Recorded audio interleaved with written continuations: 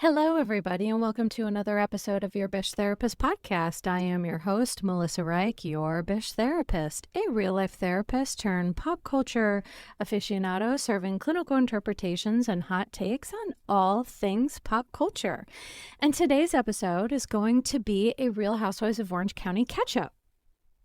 And it's a catch-up because Real Housewives of Orange County came back while I was on my vacation, which felt like it lasted about 4 minutes, by the way. But I'm going to do another episode just to catch you guys up about how it was, what I've been doing, plans for the podcast, etc. But the story with this podcast is while I was on vacation, I was doing episodes for Spreaker Supporters Club, which is kind of like my version of Patreon. It's, for people who, want to hear, like during my breaks, I will post updates and things like that, sometimes a little bit more personal.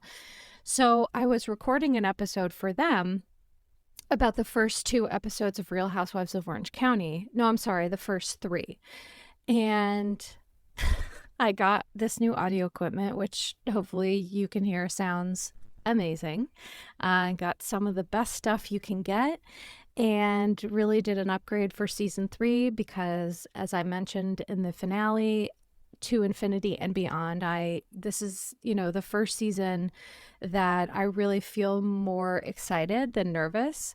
I think I'm just feeling more comfortable, more confident. But anyway, what hindered that process significantly was I recorded a 1-hour-long episode of Real Housewives of Orange County, and upon listening to it back, after 5 minutes, the audio became corrupted in a way that I couldn't fix, and I lost the whole episode. And, so for me, it was just like such a gut punch because my content has never been an issue. I can create content all day long. In fact, I could do a daily show if I had someone to do the technical stuff for me. But for me, the hardest part is, the equipment and the editing and all that stuff that it really takes me, a long time. And it's kind of my least favorite thing about this. However, after that incident, I was so sad. I was so disheartened. But, the thing that I love the most about myself is that your bish bounces back. And, I was in my pool of self-pity for a hot minute. And guess what? I'm over it. So I'm ready to ride. I'm ready to, crush this. And let's do this take 2 of Real Housewives of Orange County catch-up. Except for the fact that today I'll essentially be catching up on the last 4 episodes. I will continue to cover Orange County, so I'm going to have some really amazing guests on to discuss Orange County as the episodes air from here on out, but please allow me to start giving my recap of episodes 1 through 4. So immediately I have to say the first episode was cinematic perfection. I mean, it made me so excited about Housewives in a way that I haven't felt in a really long time. I feel that, between the music and the cinematography, whatever it is you call it, visually, from content top to tail, it just seemed really amazing. And then, episodes 2 and 3 kind of were like, meh. And then episode 4 definitely came in hot. So I'm going to focus more on the most recent episode, but I do want to share, my thoughts from the beginning. The opening scene, for those who don't remember, because as of right now, there have been 4 episodes that have aired. Episode 1, the opening scene instantly reminded me of why I dislike Alexis. Alexis, she was on Real Housewives of Orange County previously. I forget what seasons it was, and forgive me, I didn't write it down. But she, to give everyone a reminder, she was on Real Housewives of Orange County for a couple of seasons when she was married to Jim Bellino. Now, Jim Bellino was an interesting fella. And when she was with Jim Bellino, Tamra gave her the moniker Jesus Jugs. And although so mean, it is pretty hilarious. So, sometimes I can find humor in things that aren't so nice, but it wasn't cool, but it's funny and it stuck. And it seems like this season, Alexis embraced that, which, if I'm being honest, she really had no other option, because for her and Tamra to convince the world that they are now buddy-buddy, they both have to pretend like they didn't hate each other so much that like, that's what's wild to me, how some of these housewives, they just flip-flop, like Jackie and Teresa, and it's just like, do you expect all of us to believe that this is like a real, sincere relationship? Give me a break. But either way, so Jesus Jugs is back, and that's the last time I'm going to say that, but my God, is it funny.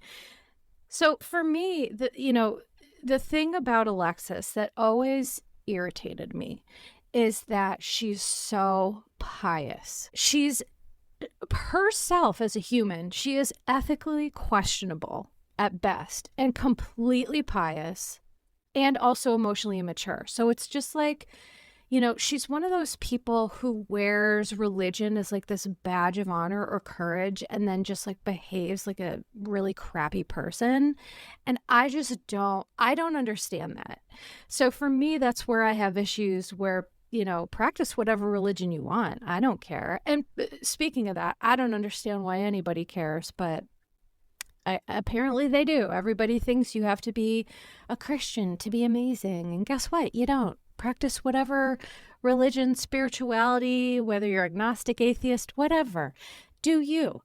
But my point is that we should all be free to, believe and feel, and practice the things that we want. But for her, she has always had this, like, I'm a Christian, I'm a great person, I'm always on the right side of things. And I just don't, it's like an entitlement, a false entitlement that I'm just not a fan of. So in the opening scene, we see Shannon and Alexis finally have this, like, meeting of the minds. And I have to say that Alexis completely escalated the discussion with Shannon, but I'm really proud of how Shannon handled herself. I think Alexis is behaving like an emotionally stunted teenager. And like, we're going to see that throughout the season, but especially in episode 1, she came in so hot and she claimed her goal was to be friends with Shannon, only to talk about John and Shannon loudly throughout the entire party. She's talking about their sex life, which, ew. And also, can I say, I'm so resentful of Alexis being back just because now we have to hear more about John Jansen or Johnny J or whatever personality he's concocted this week. I don't like people who are fronters and who behind the scenes are behaving very differently. So for example, Alexis is claiming her goal was to be friends with Shannon. So that's what she's saying. But then her actions are to talk about John and Shannon and to disparage Shannon in ways that it is in complete contradiction to saying you want to be friends with someone. So ultimately for me, right, people who have been listening to this podcast long enough know I have a superpower of being able to be a human lie detector, see through the behaviors or see what people are saying, looking at their behaviors, and that's just kind of my thing.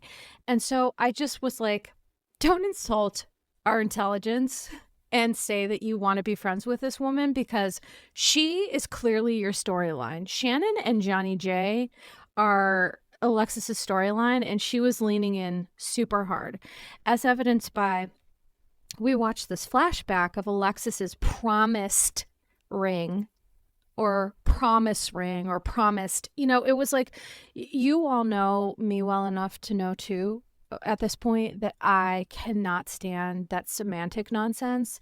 So whenever we're arguing about semantics, there's usually something people are trying to distract from, which is the fact that they clearly did this promised ring post, which we all saw on social media, but we didn't know where the timing was in real life. And now we see it was the day that they started filming, which it's like, ugh. It's like, at least be interesting, or I don't know, if you're trying to be manipulative, at least do a better job. I just feel it's obvious that this is just all for the show.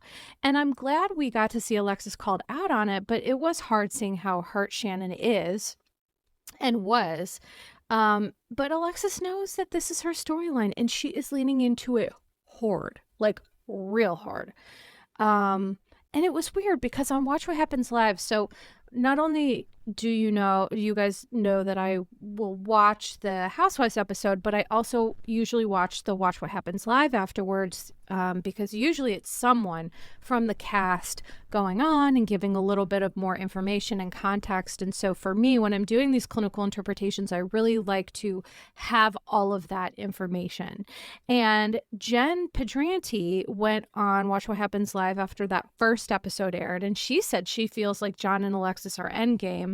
But in my opinion, Jen, I don't know if I trust her opinion or assessment or insight, because clearly we're seeing, this leads me into the next topic of seeing Jen, watching her talk about being, completely financially illiterate. And, it's a recurring theme across Housewives franchises that we've watched time and time again, these housewives living way beyond their means and experiencing negative consequences as a result. So I'm going to explain, for people who were confused, the Gina Jen, situation, and, kind of give all my thoughts on that. To summarize, Gina vouched. So Gina is a real estate agent. Let me say that. In addition to being a housewife, Gina really has an actual job. And Gina is somebody who I admire immensely, because she's someone who has had terrible, issues, DUIs, divorce, domestic violence, all this stuff. And she lived within her means. She lived in a casita. She got this job. In addition to being a housewife, she's not laying all her laurels on the fact of, this is my job as a housewife to be famous. And she is a hustler. And so for me, I think that Gina is the complete opposite of someone like Jen. Gina is a scrappy, resilient hustler, and Jen seems to kind of really be in this victim mentality of, woe is me, I don't know how to take care of myself or my 5 children, which, yikes. And so Gina got this job as a real estate agent, again, as a hustler, as someone who's really trying to build a life outside of housewives, because she's smart and she knows this isn't going to last forever. So Gina vouched for Jen. So they, quote unquote, I still don't know exactly what this means. So they didn't do a credit check, which allowed Jen to move into a home she couldn't afford. Okay, so this is super problematic, and I feel like this is what happens with people, why people go into bankruptcy or foreclosure on homes, is they try to get into a house that they can't afford. And so I'm confused as to what exactly this all happened, and I feel like usually when I feel this level of confusion, we're missing some puzzle pieces.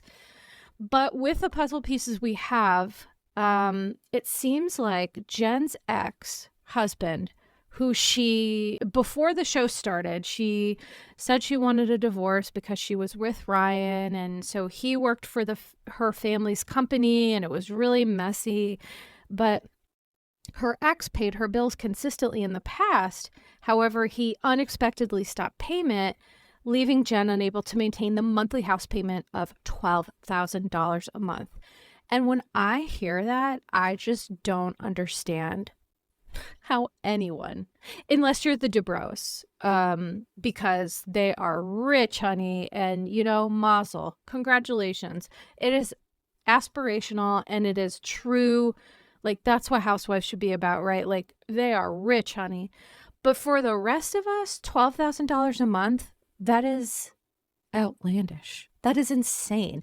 So I get, it seems like, here's the long and the short of it.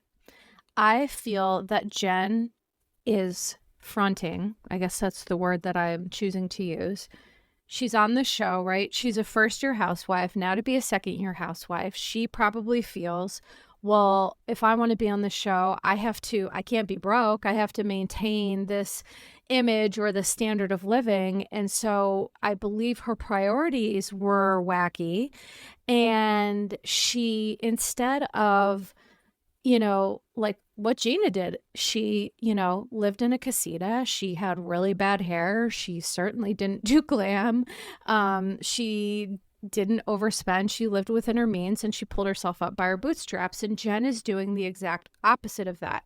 Jen is allowing her dad and Ryan to literally rescue her. And so this is my irritation with the whole thing, is that, number one, no one's coming to save us except for ourselves. So if people are listening to this and you think to yourself, I wish someone was coming to save me, someone is coming to save you, but spoiler alert, it's you.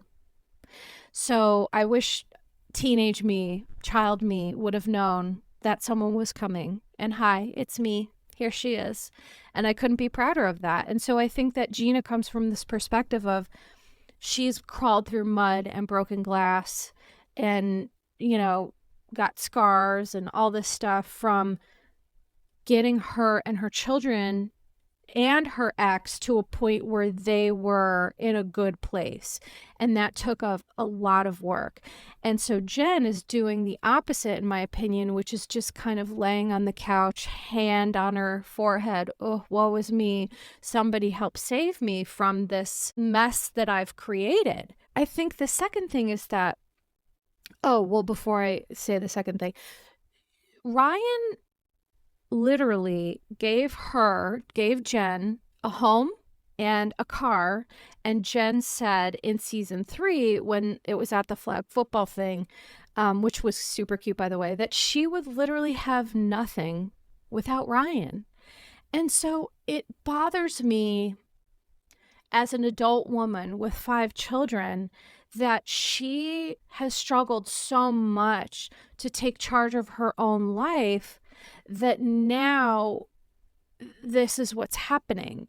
And I think to be an adult woman, we heard Jen say in a Talking Head interview that she's never even owned a credit card. She's never even paid a bill.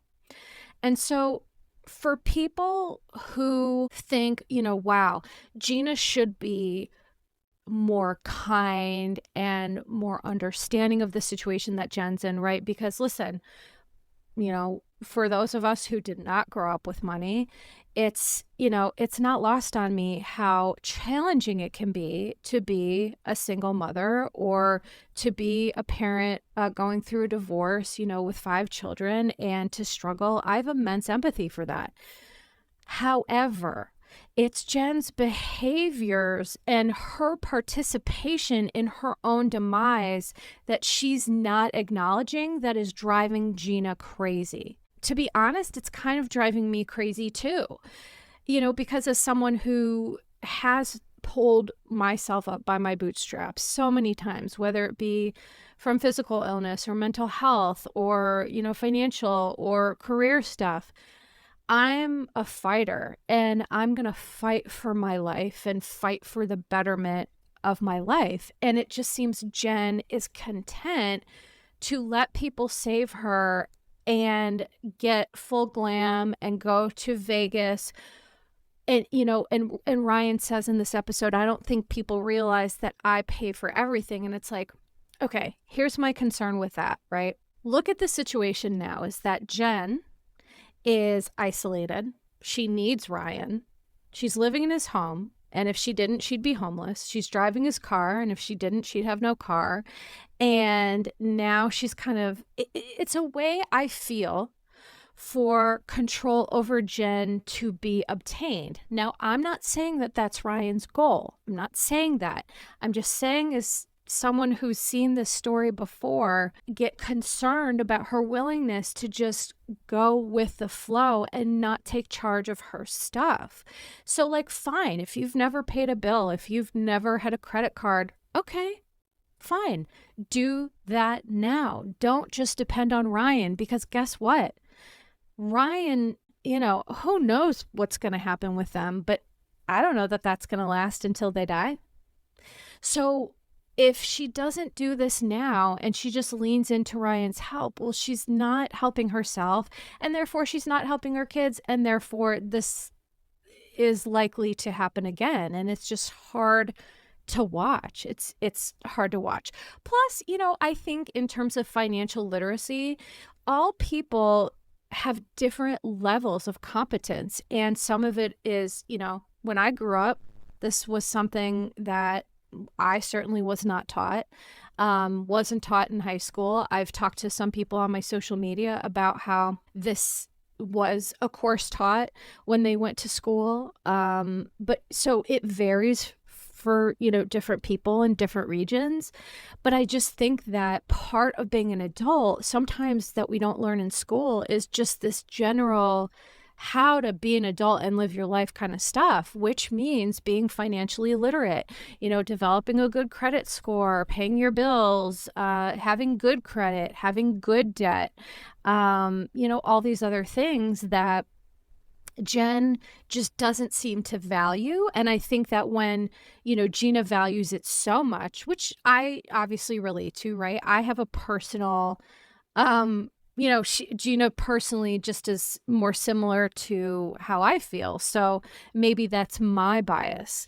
But I think that it's the lack of acknowledgement from Jen about, like, you're not making smart financial decisions. She just isn't. And so is that Gina's problem? No. But here, in my opinion, of why Gina gets so mad about it, and why I do think that some of Gina's anger is misplaced. So we see these events where Gina and Travis aren't breaking up, but Travis is moving out to, with the goal of their kids. They have 6 kids together. So Gina has 3 and he has 3, right? And they're living in a small home because they can't afford anything else, which I respect so much, because to be a housewife, and Gina has taken a lot of flack from people, a lot of you're poor, you're ugly, your hair is bad, you're this, you're that. But guess what? Gina's doing life right. So Gina's winning, in my opinion. But so Gina is right now saying, because their collective 6 kids are getting older, they need more space and they can't afford a bigger house. And so instead of doing something that's negative for them, they, or will negatively impact them, Gina had Travis move basically down the street. And, so I think my point is that Gina's making very difficult personal decisions to better the lives of her children, even though it's super hard for her personally. And so Jen's lack of awareness, accountability, and showing up in full glam all the time is just pushing Gina over the edge. So, the other thing is that people, I have a lot of survivors, thrivers, that listen to this.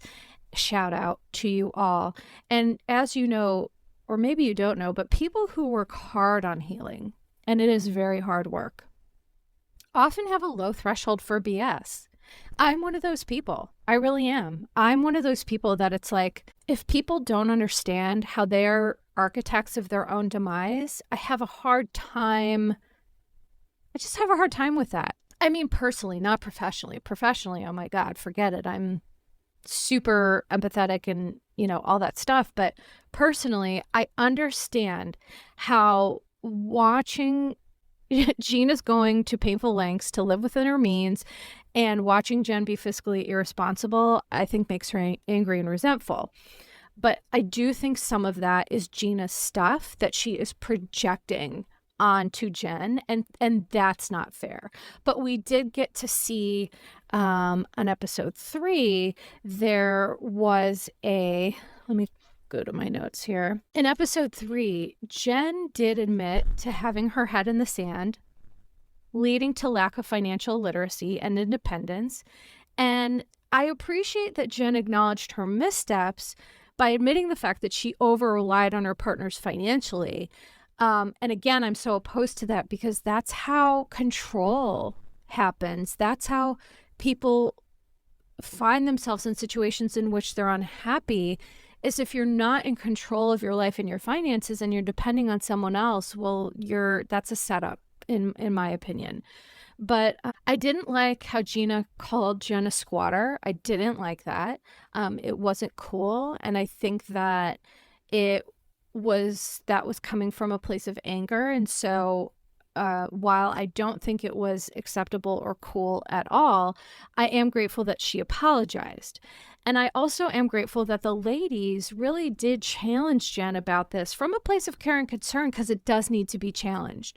We can love people and be supportive, friends, whatever, but the truest form of love and friendship is honesty from a place of care and concern. And so I think the ladies did that.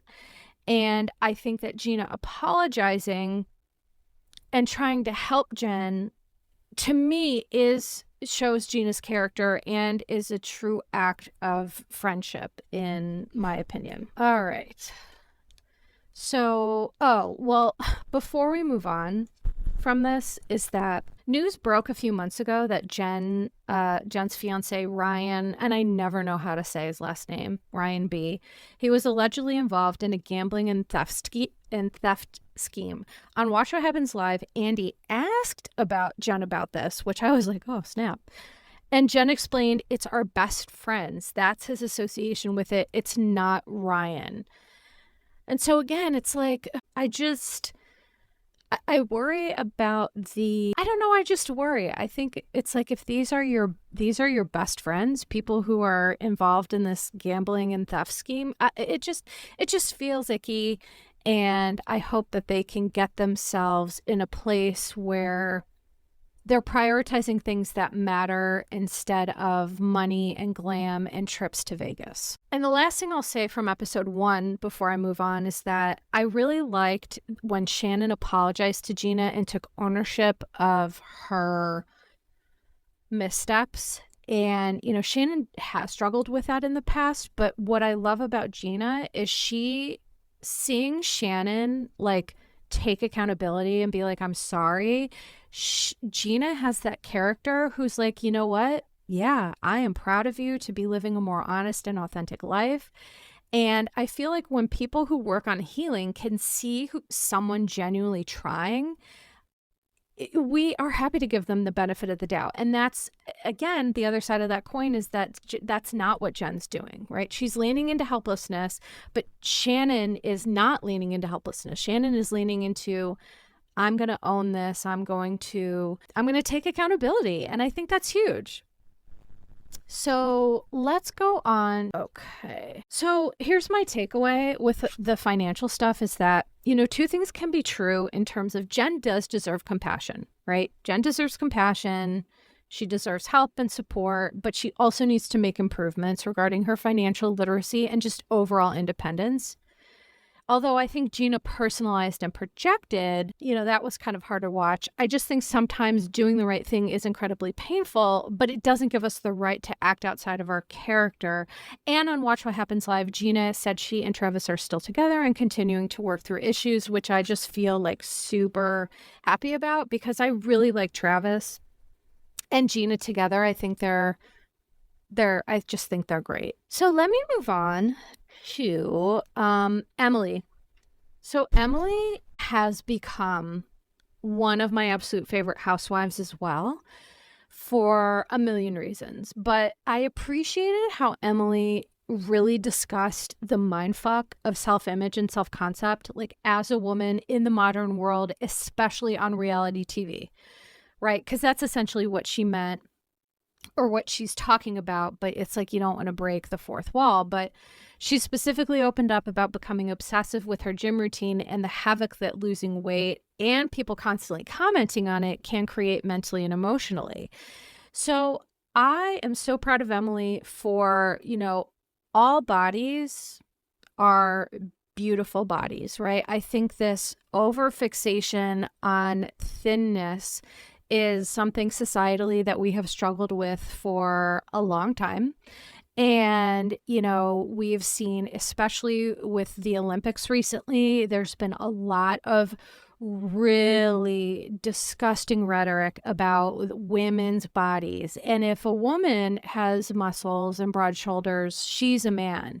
But Michael Phelps has, long arms and broad shoulders, and he's the GOAT. He's the greatest of all time. And so I'm just seeing this hypocrisy play out before me.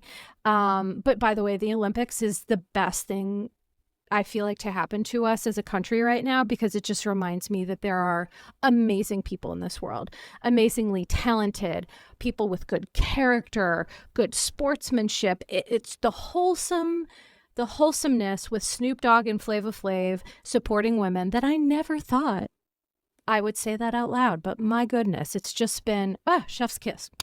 But going back to Emily, I wanted to talk about how it is possible to develop unhealthy dependence on exercise. And in its extreme form, exercise, it can be an addiction. And it can lead people to compulsively exercise in ways that create negative consequences.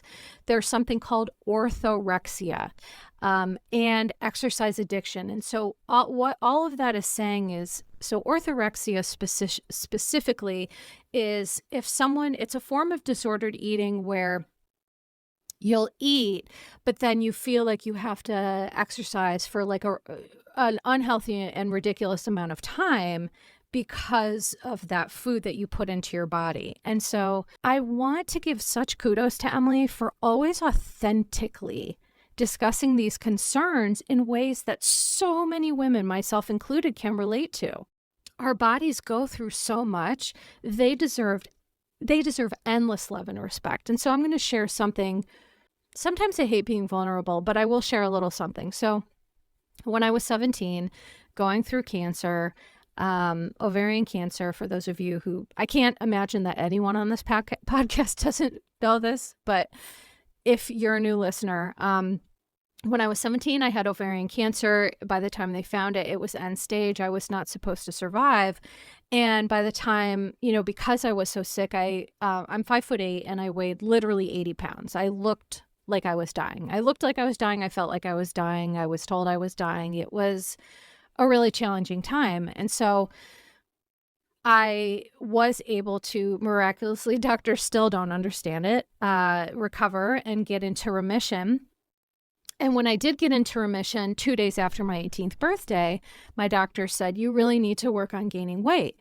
And, which I was happy to do, because to me that meant health and I didn't want to be sick anymore. And I was thrilled to do that. Of course, they recommended McDonald's, which, Jesus, the level that doctors know about nutrition is still woefully terrible. But anywho, so I worked on it. I gained some weight.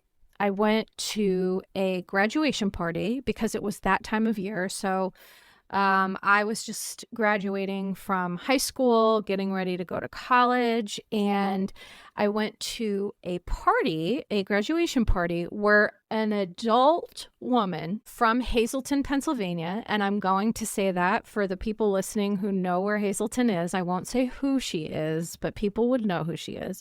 She walked up to me and she said, "My, someone's looking a little pudgy." She said that to an 18-year-old teenager who had just barely by the skin of her teeth survived cancer and is feeling, I'm still pretty much bald. I have very little hair.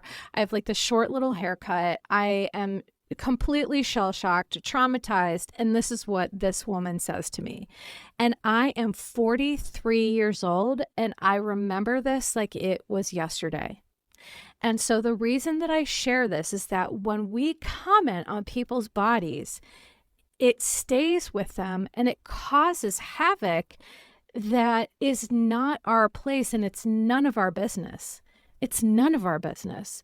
And for a long time, I struggled with my body image. I have a lot of scars and I have a lot of, my stomach, it was cut from pubic bone to above my belly button. I have, multiple hysterectomy scars, port scars.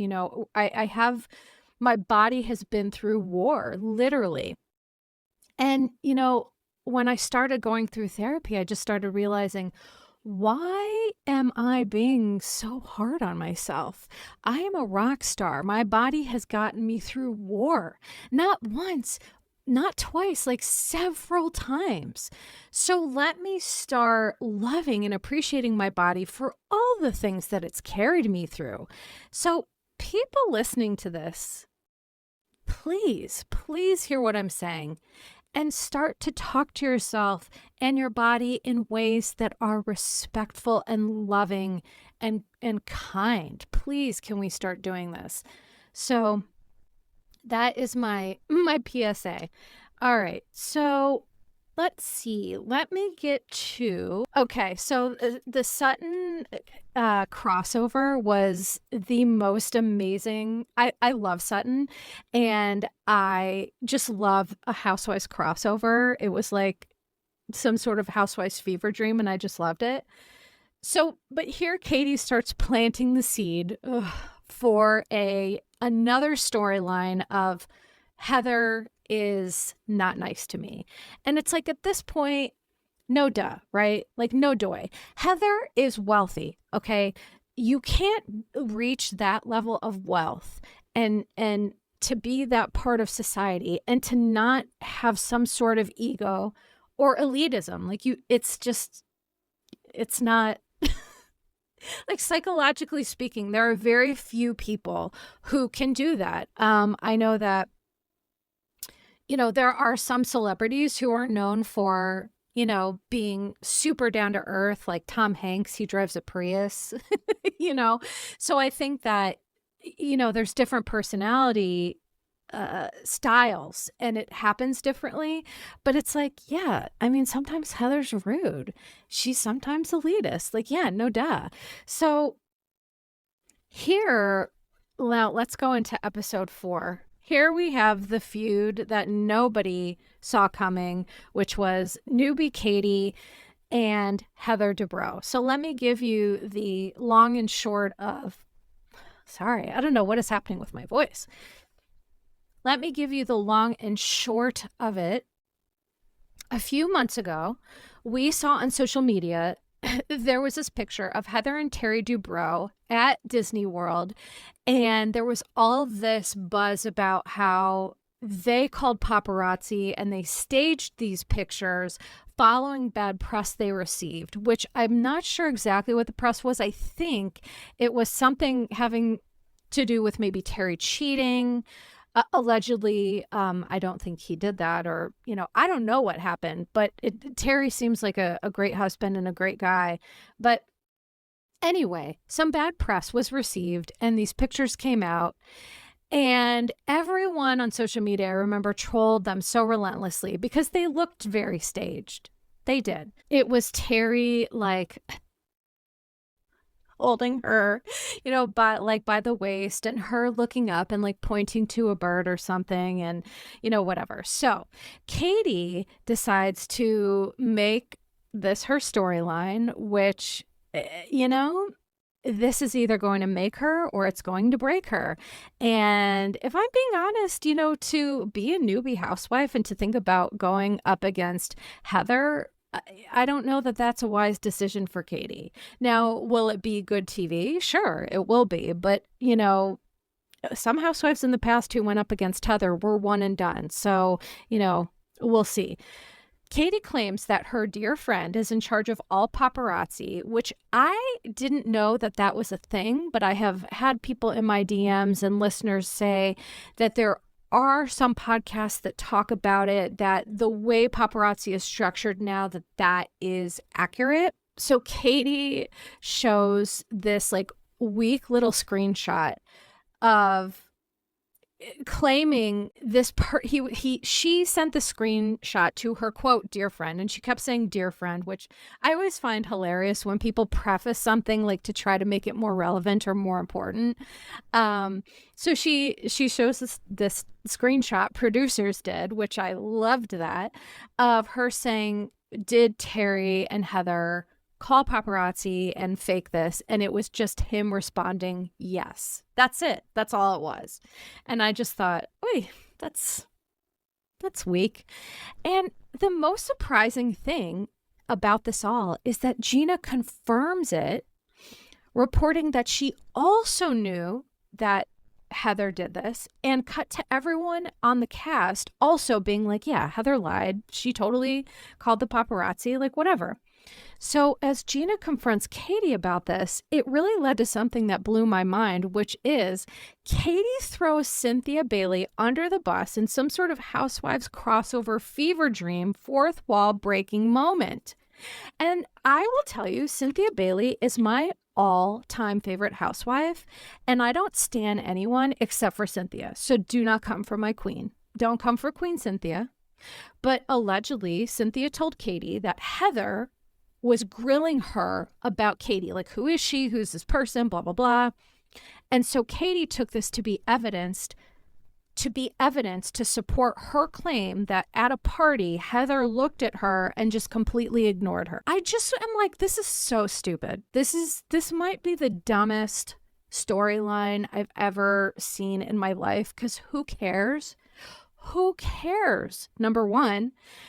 Here's the thing, and Katie made some relevant points, like about what Cynthia said and the timeline of it and all that, but like, I do not like that my queen had to take a hit. And I also wonder how this impacted Cynthia and Heather's relationship. I don't like that either. So, to me, Katie is definitely, it's messy. It's a little tacky, but, I don't know. If the truth is on her side, then I'm here for it. And so, of course, at Katie's golf event, which, by the way, fun fact, I grew up in a family of golfers. I love golf. I'm good at golf. I play golf. And this was like a party that I could totally get behind. And I was so upset because if I had been there, I would have won those Prada sunglasses. I mean, Emily was good and Gina was pretty good. It shocked me how bad Katie was, considering like her whole life is like her husband's like a golf pro, or I don't know if he played on the tour or whatever, but anyway, they're like a golf family and she's surprisingly really bad at it. But I just wanted to share that fun fact. My grandfather always said that I broke his heart by not going into into women's golf. But nevertheless, Tamara worked overtime. Tamara, here's the thing. She's a good housewife. But I think that her housewife persona is work, and I think she's a totally different person off the show. I think off the show, she likes to be in Big Bear. She likes to be away from paparazzi. She likes to do her own thing. And on the show, she does what she's there to do, which is stir the pot. So she tells Heather about the situation. Heather says, show me the proof. Producers did. And then we get to the confrontation about Heather, or between Heather and Katie. Now, here's what I'm going to say about this. I post, for those of you who don't know, I post my clinical interpretations in bite-sized chunks on my Instagram at Your Bish Therapist. So some of what I talk about on the podcast, you can read on my Instagram. And what I love about my Instagram is that I have a community of people who, are lovely and who they have differences of opinion, and we love to talk about that. So what I'm about to say is my perspective on the situation, but I was talking with a friend of mine on DM. She's also a therapist, shout out.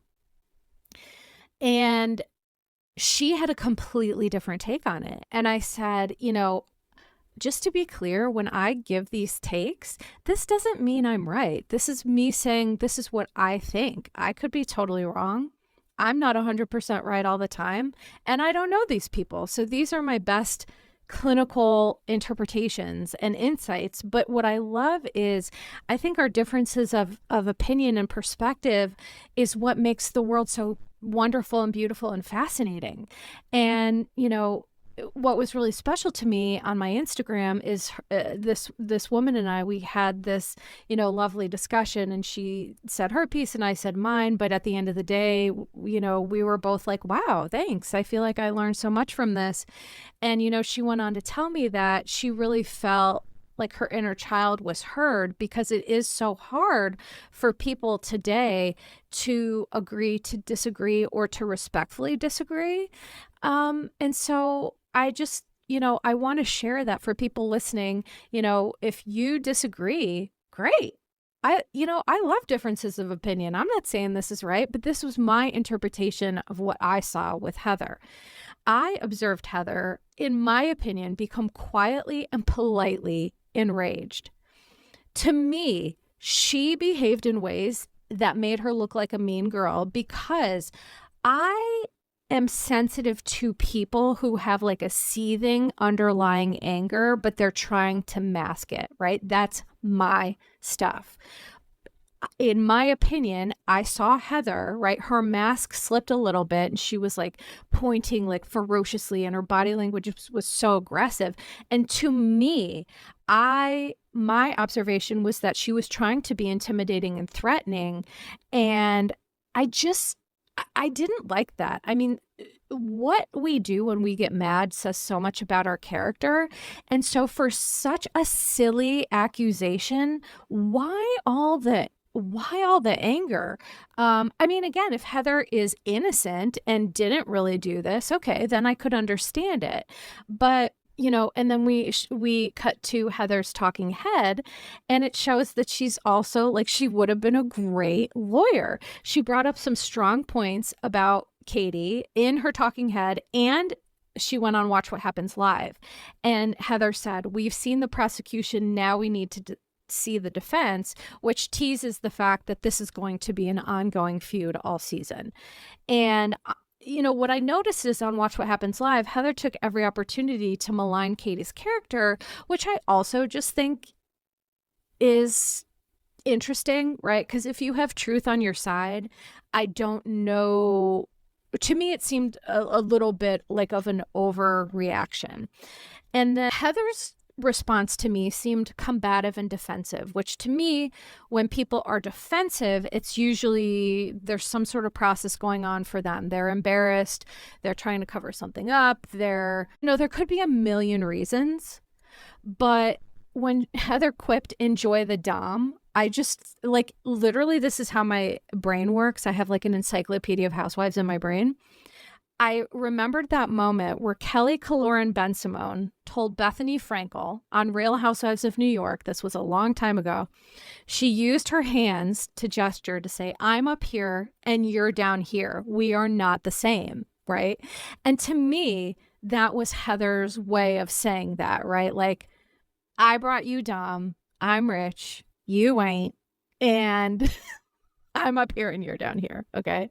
So I think my point is there's a lot of ego in Heather's response, which to me is just not a good look. I'm not a huge fan of giant ego. But again, when you get to that level of success, like Terry is a doctor and plastic surgeon, and they're so important in the community, like, yeah, there's going to be ego there.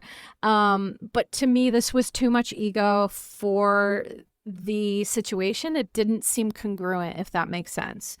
So Katie maintained her respect, kindness, and self-control. And in my opinion, that's what people do when they have truth on their side. But TBD. Okay. Last thing I'm going to mention is we get to see the behind the scenes drama of what happened between Vicky, Tamara, and Shannon and their now defunct Tres Amigas variety show. So Tamara stated on multiple times on numerous platforms that she no longer wanted to do the show because she felt it was in poor taste, number one, and wasn't a healthy environment for Shannon following her DUI and subsequent alcohol treatment. Okay. I've listened to the Two Teas in a Pod podcast with Tamara and Teddy. I've listened to Tamara talk about this multiple times. I've seen her post about this, right? She maintains that this is her truth. She claims that Vicky doesn't care about Shannon and that Vicky adamantly demanded the show must go on. And so in the 4th episode, we watch a scene where Vicky and Shannon discuss this. And here is what, oh my God, this annoyed me so much. So we watch a scene where Vicky walks in reporting that she was just in the hospital for a staph infection, and she left the hospital against medical advice because she is, quote, busy and has things to do, which means filming. Okay.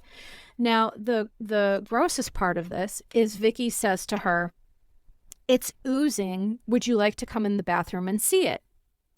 And so as someone who has 1 million medical problems, I am basically a doctor. I am very well versed in all things medical, super weird, not joking, have helped people diagnose things that their doctors missed, etc. Okay. So after the scene, I have a clear interpretation of what's happening. Okay. And I will say I am not a Vicky fan. Never been. I think she's very self-focused and I just don't vibe with her. Leaving a hospital AMA with a staph infection that is actively oozing is dangerous, could be life-threatening to her, and could be life-threatening to somebody else because staph, when it's oozing, is contagious. Google it, talk to a nurse, talk to a doctor. I promise you that is the truth. So in my opinion, Vicky is this is a poor decision for Vicky. At best, and at worst, it could be life-threatening. So in my opinion, Vicky is not making healthy decisions for herself. She is clearly prioritizing fame and work over health and self-care, and hustling culture is often used by people to avoid and distract from life stressors and painful emotions. So what I'm saying is I think Vicky does this whole, I gotta work, always working, she does this thing where it's like, she's sad and lonely and she wants to distract herself from her life, and whatever, that's my feeling on it. But whatever the cause, hustling to the point that you have a staph infection and you're leaving to work is no badge of honor, and it's quite stupid. So Vicky appears to be encouraging Shannon to make unhealthy decisions as a result of Vicky's stuff, and I believe Shannon's going along with it because she needs the money. She feels desperate, and Tamara removing herself from the equation makes Shannon more vulnerable, in my opinion, because Shannon feels like now that Tamara's gone, she needs Vicky. She needs allies. And I also believe that Vicky maligning Tamara is her way of maintaining control over Shannon to secure the future of the Dos Amigas, because that is literally all that Vicky cares about. So either way, Shannon's an adult, and I hope she does truly what is best for her. All right. This is going to be the end of this episode for me today. Thank you so much for listening. I hope you've all enjoyed it. Please remember to take care of yourselves and each other. Amen. Disclaimer: posts are not intended to diagnose, treat, or provide medical advice. Your Bish Therapist is for entertainment and informational purposes only.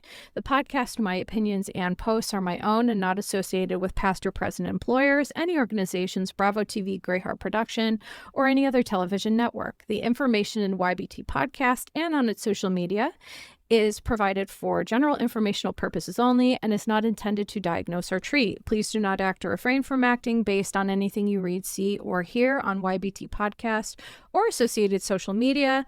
Communicating with YBT via email and or social media does not form a therapeutic alliance. Melissa, operator of YBT, is unable to provide any therapeutic advice, treatment, or feedback.